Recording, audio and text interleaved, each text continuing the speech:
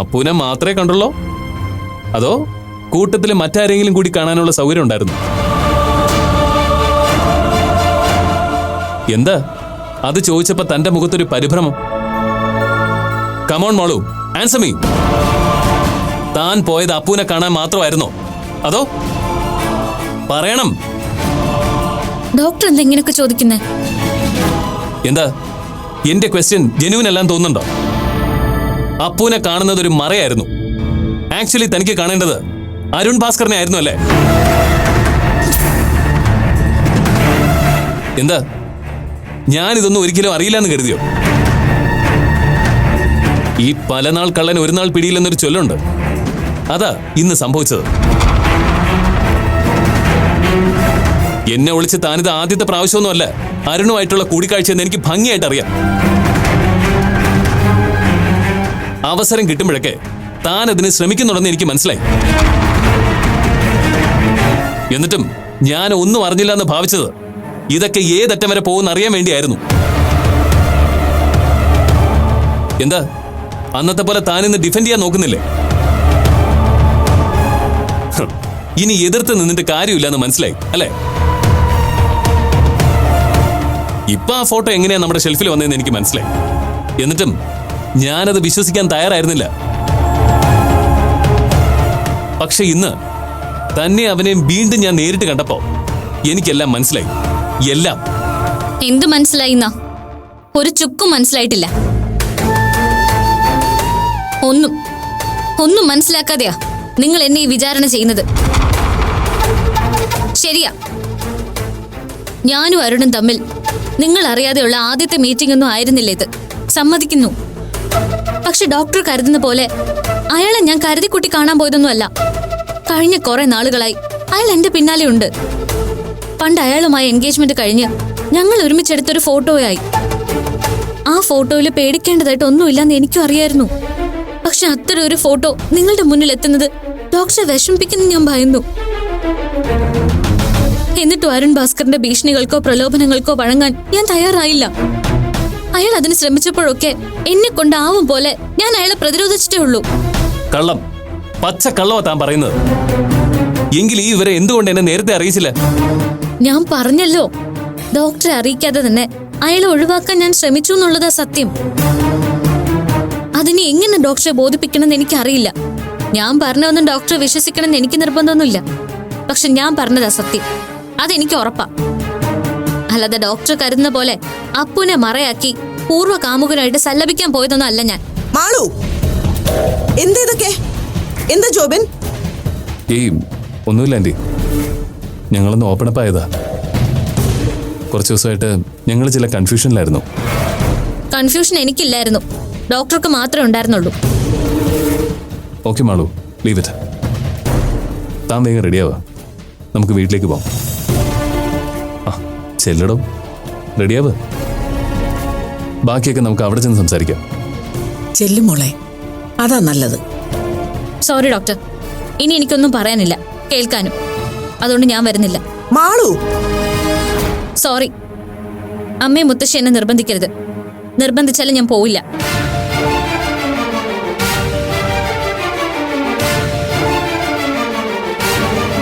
മാളു, തന്റെ തീരുമാനത്തിൽ മാറ്റമില്ലേ? ഇപ്പൊ താൻ എന്റെ കൂടെ വന്നില്ലെങ്കിൽ ഇനി തന്നെ വിളിക്കാൻ ഞാൻ ഇവിടേക്ക് വരില്ല. അത് എന്റെ തീരുമാനമാ. ഡോക്ടറിന്റെ തീരുമാനം പോലെ തന്നെ എന്റെ തീരുമാനം എനിക്ക് മാറ്റാൻ പറ്റില്ല. സോറി. മാളു, നീ ചുമ്മാ വാശി പിടിക്കല്ലേ.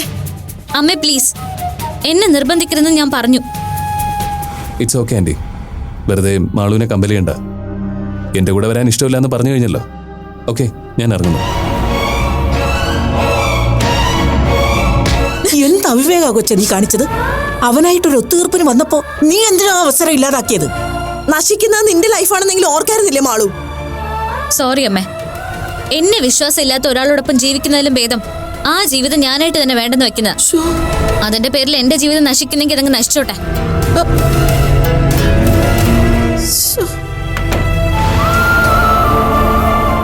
എന്റെ ഈശ്വര, ഇനി എന്തൊക്കെയാണാവോ?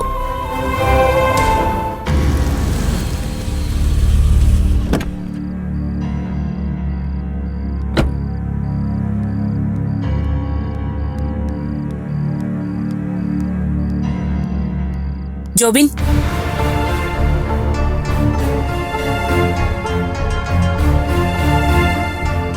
എന്താ നിന്റെ ഉദ്ദേശം? എന്ത് ഭാവിച്ച നീ ഇങ്ങനൊക്കെ? മമ്മി എല്ലാം അറിഞ്ഞു കാണുമെന്ന് എനിക്ക് മനസ്സിലായി. അറിഞ്ഞതിൽ കൂടുതലൊന്നും എനിക്ക് പറയാനില്ല. അങ്ങനെ ഒരു മുൻകൂർ ജാമ്യം എടുത്ത് നീ എന്റെ കണ്ണിൽ പൊടിയിട്ട് രക്ഷപ്പെടാമെന്ന് കരുതണ്ട. എന്തിനാ നീ മാളുവിന്റെ വീട്ടിൽ പോയതെന്നും അവളുമായിട്ട് വഴക്കുണ്ടാക്കിയതെന്നും നിന്റെ നാവിന്ന് തന്നെ എനിക്ക് കേൾക്കണം. എന്താ കാരണമെന്ന് ന്യൂസ് ഇവിടെ എത്തിച്ചവരോട് എന്നെ വിശദമായിട്ട് അന്വേഷിക്കായിരുന്നില്ലേ മമ്മിക്ക്? അല്ലെങ്കിൽ തന്നെ അതൊന്നും അന്വേഷിച്ചിട്ട് ഒരു കാര്യമില്ല മമ്മി. ചോദിച്ചാലും അവരിതൊന്നും പറയില്ല. പറഞ്ഞാ പൂച്ച പുറത്താവുന്നത് അവരുടെ മോളുടെ ആയിരിക്കുമല്ലോ. നിർത്ത. അവരുടെ മോളോ? എന്നു മുതലാ നീ ഇങ്ങനെ സംസ്കാരമില്ലാത്ത ഭാഷയിൽ സംസാരിക്കാൻ ശീലിച്ചത്? അവരുടെ മോള് നിന്റെ ആരാ? എന്നു മുതലാ മിന്നു കെട്ടിയ പെണ്ണിനെ കുറിച്ച് നീ ഇങ്ങനെ തരം താഴ്ന്ന രീതിയിൽ ചിന്തിക്കാനും പ്രവർത്തിക്കാനും തുടങ്ങിയത്? ഞാൻ അങ്ങനെയൊക്കെ ചിന്തിക്കാനും പ്രവർത്തിക്കാനും തുടങ്ങിയെങ്കിൽ അതിന്റെ കാരണക്കാരി മമ്മിയുടെ മരുമോള് തന്നെയാ. നമ്മൾ കാണിക്കുന്ന സ്നേഹവും ആത്മാർത്ഥതയൊന്നും അവൾ അർഹിക്കുന്നില്ല മമ്മി. അത് എന്നെ കാര്യം. എന്നാരാ എന്റെ പൊന്നുമോനോട് പറഞ്ഞത്? അതോ ആ കാര്യം നീ സ്വയം കണ്ടുപിടിച്ചതാണോ? എന്താ പറഞ്ഞത്? ഇഷ്ടപ്പെട്ടില്ലായിരിക്കും.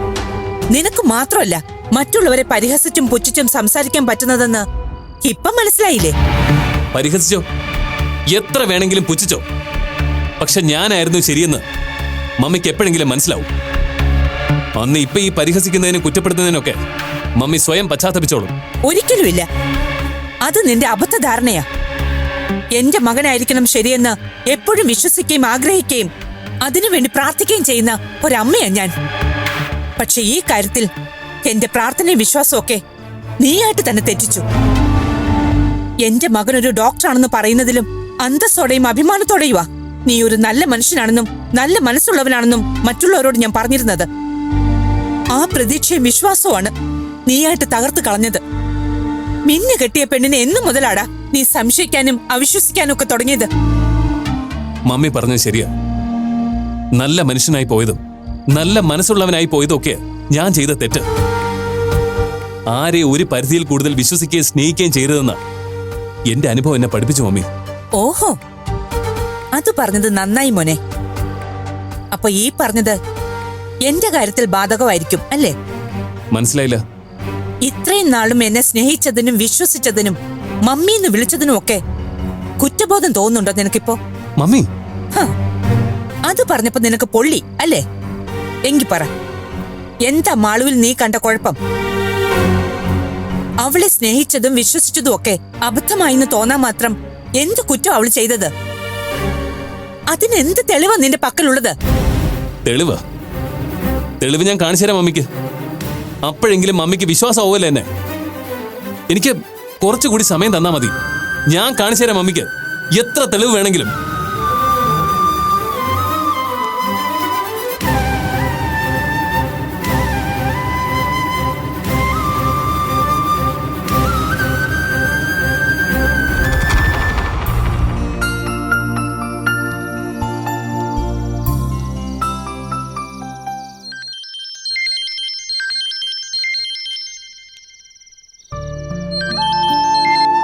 ഹലോ അപ്പു, എത്ര നേരം ഞാൻ അപ്പുന്റെ കോള് വെയിറ്റ് ചെയ്യുന്നറിയോ? ക്ഷമകെട്ട് ഞാൻ 2-3 പ്രാവശ്യം അങ്ങോട്ട് വിളിച്ചു നോക്കി. എന്തിനാ ഫോൺ എപ്പോഴും ഇങ്ങനെ സ്വിച്ച് ഓഫ് ചെയ്ത് വെച്ചിരിക്കുന്ന? വെറുതെ. ഇനിയിപ്പോ പുറം ലോകവുമായി അധികം ബന്ധമില്ലാതെ ഇരിക്കുന്ന നല്ലതെന്ന് തോന്നി. ഓ, ഞാനപ്പോ പുറലോകത്തുപെട്ട ആളാണല്ലേ? ശരി, ഇനി ഞാൻ വിളിക്കുമെന്ന് പേടിച്ച് ഫോൺ ഓഫ് ചെയ്ത് വെക്കണ്ട കേട്ടോ. അല്ലെങ്കിലും ഇയാളെ പേടിച്ച് ആരും എവിടെ ഫോൺ ഓഫ് ചെയ്ത് വെക്കാൻ പോകുന്നത്? ഞാനിപ്പോ VPay പേടിച്ചാ ഫോൺ അധികം യൂസ് ചെയ്യാത്ത. അതെ, ഞാനിപ്പോ വിളിച്ചത് ഒരു പ്രധാനപ്പെട്ട കാര്യം പറയാനാ. അത് ചോദിക്കാൻ തന്നെ മാഷെ ഞാൻ അങ്ങോട്ട് വിളിച്ചത്. ഡോക്ടറെ കണ്ടിട്ട് എന്തായി? ഞാൻ ഡോക്ടറെ കാണാൻ പോയ കാര്യം ആദ്യം എങ്ങനെ അറിഞ്ഞു? ഞാൻ ഗണിച്ചെടുത്തു. ആദ്യം ഞാൻ ചോദിച്ചതിന് ഉത്തരം പറ. ഡോക്ടർ എന്തു പറഞ്ഞു? സർജറി ഫിക്സ് ചെയ്തു. ഈ സാറ്റർഡേയാ. നാളെ കഴിഞ്ഞ് എപ്പോ വേണമെങ്കിലും അഡ്മിറ്റ് ആവാന്നാ ഡോക്ടർ പറഞ്ഞു. അതെയോ? ശനിയാഴ്ചക്ക് ഇനി അധിക ദിവസമൊന്നുമില്ലല്ലോ. അതുകൊണ്ടാ നാളെ കഴിഞ്ഞ് എപ്പോ വേണമെങ്കിലും അഡ്മിറ്റ് ആവാന്ന് പറഞ്ഞത്. എന്നാ അഡ്മിറ്റ് ആകുന്നത്?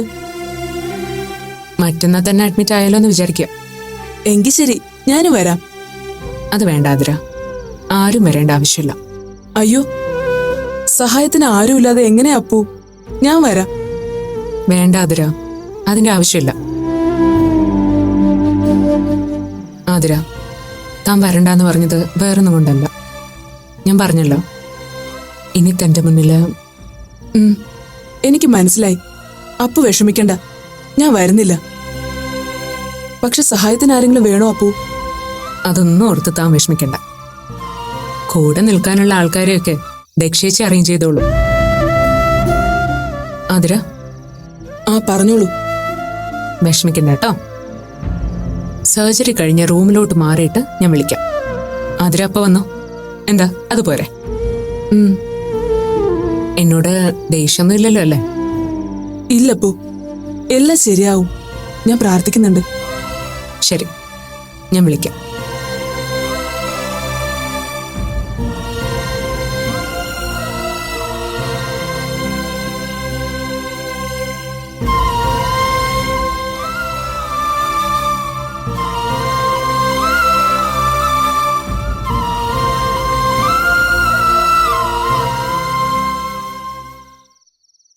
എന്താ കാര്യമായിട്ടൊരു ആലോചന? അപ്പു വിളിച്ചിട്ടുണ്ടായിരുന്നു ചേച്ചി. ഞാൻ ഊഹിച്ചു. എന്നിട്ട് എന്ത് പറഞ്ഞു ആ കുട്ടി? അപ്പുവിന്റെ സർജറി ഫിക്സ് ചെയ്തു. ഈ ആഴ്ച തന്നെ ഉണ്ടാവും. ആഹാ. അല്ല, അതിനൊക്കെയുള്ള കാശ് അപ്പുവിന്റെ കയ്യിലുണ്ടോ? ഓപ്പറേഷന് നല്ലൊരു തുക വേണ്ടിവരില്ലേ? കാശിന്റെ കാര്യത്തിൽ ടെൻഷൻ ആവേണ്ട കാര്യമില്ല ചേച്ചി. അപ്പുവിന്റെ പേരിൽ നല്ലൊരു തുക ഗീതാന്റെ ബാങ്കിൽ ഇട്ടിട്ടുണ്ട്. അതല്ല പ്രശ്നം. ആ സമയത്ത് അപ്പുവിന്റെ കൂടെ ആരുണ്ടാവും എന്നതാ. അതിന് ബൈസ്റ്റാൻഡർ ആരെങ്കിലും അപ്പു കണ്ടുവച്ചിട്ടുണ്ടാവും. അന്നൊരു ടീച്ചറിന്റെ കാര്യം പറഞ്ഞില്ലേ? ചിലപ്പോ അവരെ വിളിച്ചിട്ടുണ്ടാവും. ഏയ്, അപ്പു അവരെയൊന്നും വിളിക്കില്ല. അങ്ങനെ ഉണ്ടായിരുന്നെങ്കിൽ അപ്പുവിന് ആദ്യമേ അവരുടെ അടുത്തേക്ക് പോവായിരുന്നല്ലോ. പിന്നെ ആരെയാവും ആ കുട്ടി മനസ്സിൽ കണ്ടിട്ടുണ്ടാവുക? എനിക്കറിയില്ല ചേച്ചി, എന്താ അപ്പു മനസ്സിൽ കണ്ടേക്കണേന്ന്. ഞാൻ വരാന്ന് അങ്ങോട്ട് പറഞ്ഞിട്ടും അതിന്റെ ആവശ്യമില്ല എന്ന് അപ്പു പറഞ്ഞത്. എന്തിനാ അപ്പു ഇങ്ങനെ വാശി പിടിക്കുന്നേന്ന് എത്ര ആലോചിച്ചിട്ടും എനിക്ക് മനസ്സിലാവുന്നില്ല ചേച്ചി. ആരുടെയും സഹായം ഇല്ലാതെ വേണം ഇതൊക്കെ നടക്കാനെന്ന് അപ്പുവിന് വാശിയുണ്ടാവും. നന്ദേട്ടനോടും അങ്ങനെയല്ലേ പറഞ്ഞത്? അതുകൊണ്ടാവും ആ കുട്ടി നിന്നോട് ചെല്ലണ്ടെന്ന് പറഞ്ഞിട്ടുണ്ടാവുക. മറ്റുള്ളവരോടുള്ള വാശി തീർക്കാൻ അപ്പു എന്നെ എന്തിനാ ഇങ്ങനെ അകറ്റി നിർത്തിയിരിക്കുന്നത്? ചിലരുടെ കാര്യത്തിൽ അതങ്ങനെയാ മോളെ. ഒരു കാര്യം തീരുമാനിച്ച പിന്നെ ആരൊക്കെ എന്തൊക്കെ പറഞ്ഞാലും ഒരു വിട്ടുവീഴ്ചയ്ക്കും അവര് തയ്യാറാവില്ല.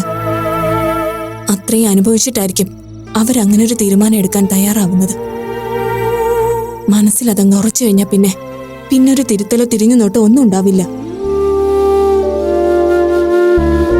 അനുഭവിക്കാവുന്നതിന്റെ പരമാവധി അനുഭവിച്ചിട്ട് എന്റെ കാര്യത്തിൽ ഞാനൊരു തീരുമാനം എടുത്തത്. ജീവിതത്തിൽ എന്തൊക്കെ നഷ്ടങ്ങൾ സഹിക്കേണ്ടി വന്നാലും ഇനിയൊരു ദിവസം പോലും ആ മനുഷ്യന്റെ ഭാര്യയായി കഴിയില്ലെന്ന് മനസ്സിലെ ശബ്ദം എടുത്തിട്ട് തന്നെയാ ഞാൻ ആ വീട് വിട്ട് ഇറങ്ങിയത്. പിന്നീട് എന്തെല്ലാം പീഡനങ്ങളും പ്രലോഭനങ്ങളും ഭീഷണികളും ഉണ്ടായി. എന്നിട്ടും ഞാൻ എന്റെ തീരുമാനത്തിൽ ഒരു മാറ്റവും വരുത്തിയിട്ടില്ല. ഇനി അങ്ങോട്ട് മാറുകയില്ല. ഇവിടേക്ക് വന്നത് അച്ഛന്റെ നിർബന്ധത്തിന് വഴങ്ങിയ. ഇനി തിരിച്ചു ചെന്നാലും എന്തൊക്കെ അനുഭവിക്കേണ്ടി വന്നാലും ആ മനുഷ്യന്റെ ഒപ്പം ഇനിയൊരു ജീവിതം എനിക്കില്ല മോളെ. എന്റെ കാര്യവും അപ്പുവിന്റെ വിഷയം ഒരുപോലെ ആണെന്നല്ല ഞാൻ പറഞ്ഞത്. മനസ്സിലുറച്ച തീരുമാനങ്ങളെപ്പറ്റി പൊതുവെ പറഞ്ഞതേ ഉള്ളൂ. ഇനിയൊരു പുരുഷനായിട്ട് തന്റെ വേണ്ടപ്പെട്ടവർക്ക് മുന്നിൽ എത്തൂ എന്ന് ആലോചിച്ചുറപ്പിച്ച മനസ്സ് അപ്പുവിൻ്റെത്. അതിനി ആര് വിചാരിച്ചാലും മാറ്റാൻ പറ്റുമെന്ന് തോന്നുന്നില്ല. അതൊക്കെ എനിക്കും മനസ്സിലാവും ചേച്ചി. പക്ഷെ സ്വന്തം ജീവിതം വെച്ചാ അപ്പോ വാശി കാണിക്കുന്നതെന്ന് ആലോചിക്കുമ്പോഴാ എനിക്കും സങ്കടം. നീ വിഷമിക്കണ്ട. ഹോസ്പിറ്റലിൽ അഡ്മിറ്റ് ആവുമ്പോ നമുക്ക് നന്ദേട്ടനെ കൊണ്ട് അപ്പുവിനോട് ഒന്നുകൂടെ പറഞ്ഞു നോക്കാം. ഇടയ്ക്കൊന്നു ചെന്ന് കാര്യങ്ങൾ അന്വേഷിക്കാനെങ്കിലും ഒരാൾ ഉണ്ടാവണമെന്ന് അപ്പുവിനും മനസ്സിലാക്കാവുന്നതല്ലേ ഉള്ളൂ. നന്ദേട്ടനാ, ഇതാ ചേച്ചി സംസാരിക്കും. അത് വേണ്ട, നീ തന്നെ സംസാരിച്ചാ മതി. വേണ്ട, ഞാനിപ്പോ സംസാരിച്ച കരഞ്ഞു പോവും. ചേച്ചി ഫോൺ എടുത്താ മതി. ഞാൻ കിടക്കണമെന്നോ മറ്റോ പറഞ്ഞാ മതി.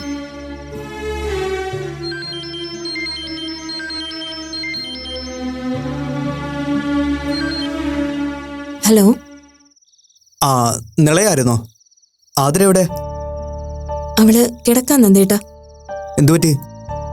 വയ്യായിക വല്ലതുണ്ടോ? ഏയ് അങ്ങനെ കുഴപ്പമൊന്നുമില്ല. ആള് അപ്പോ വിളിച്ച സങ്കടത്തിലാ. അപ്പോ വിളിച്ചിരുന്നോ? എന്തു പറഞ്ഞു? ആ കുട്ടിയുടെ സർജറി തീരുമാനിച്ചു. ഈ ആഴ്ച തന്നെ ഉണ്ടാവുന്ന പറഞ്ഞത്. കൂടെ നിൽക്കാൻ ചെല്ലാന്ന് ആതിര പറഞ്ഞപ്പോ അത് വേണ്ടെന്ന് പറഞ്ഞത്രേ. അതിന്റെ വിഷമത്തിലാവള്. ആ അത്രേ ഉള്ളൂ കാര്യം. അതിന് അവളോട് സങ്കടപ്പെടണ്ടെന്ന് പറ. ഞാൻ അപ്പൂനെ ഉടനെ കാണുന്നുണ്ട്. ആ കാര്യമൊക്കെ ഞാൻ പറഞ്ഞ് ശരിയാക്കിക്കൊള്ളാമെന്ന് നിള അവളോട് പറയും. ഞാനും അത് അവളോട് പറഞ്ഞു. നന്ദേട്ടൻ തന്നെ നേരിട്ട് അവളോട് പറ. അവൾക്കൊരു വിശ്വാസമാവട്ടെ. എന്നാൽ ഞാനൊരു കാര്യം ചെയ്യാം. പറ്റിയ നാളെ വൈകിട്ട് വരാൻ നോക്കാം. ഞാൻ നേരിട്ട് സംസാരിച്ചോളാം. അതിനിടയിൽ അപ്പൂനൊന്ന് വിളിക്കുകയും ചെയ്യാം. എങ്കിൽ അതാ നന്ദേട്ട ഏറ്റവും നല്ലത്. നന്ദേട്ടൻ നേരിട്ട് പറഞ്ഞ ആതിരയ്ക്ക് വിശ്വാസമാവല്ലോ. ശരി, ഞാൻ പറയാം. ഓക്കെ. ശരി, ഓക്കെ, ബൈ.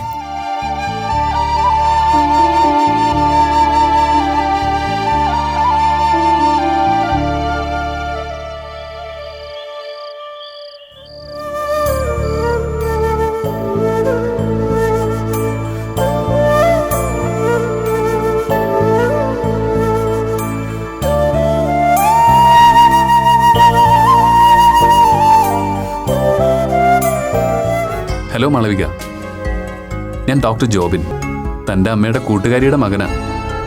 കോയമ്പത്തൂരിലൊപ്പം ഉണ്ടായിരുന്ന ഒരു ഡെയ്സിയുടെ കാര്യം അച്യുതേണ്ടി പറയാറില്ലേ? ആ ഡെയ്സി ടീച്ചറിന്റെ മോനാ ഞാൻ.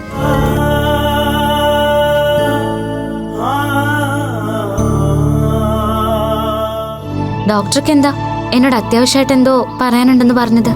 മാളവിക എന്ന മാളുവിനെ എൻ്റെ ജീവിതത്തിലേക്ക് ക്ഷണിച്ചാൽ കൊള്ളാമെന്ന് ഒരാഗ്രഹമുണ്ട്.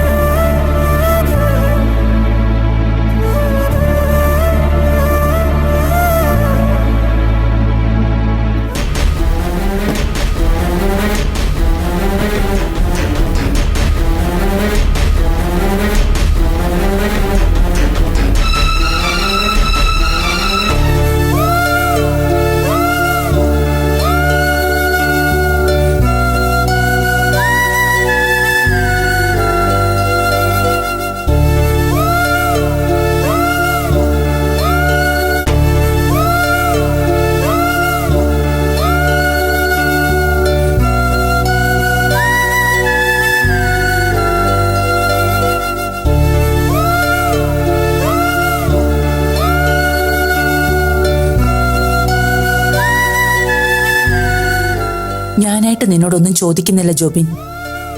എപ്പോഴെങ്കിലും മമ്മിയോട് എന്താ നിന്റെ മനസ്സിലെന്ന് പറയുന്നത് വരെ ഞാൻ കാത്തിരുന്നോളാം. മമ്മിക്കൊന്നേ പറയാനുള്ളൂ. ആഗ്രഹിച്ചു നേടിയ ജീവിതമാണ് നിന്റേത്. അത് നീയായിട്ട് ഒരിക്കലും എറിഞ്ഞുടയ്ക്കരുത്.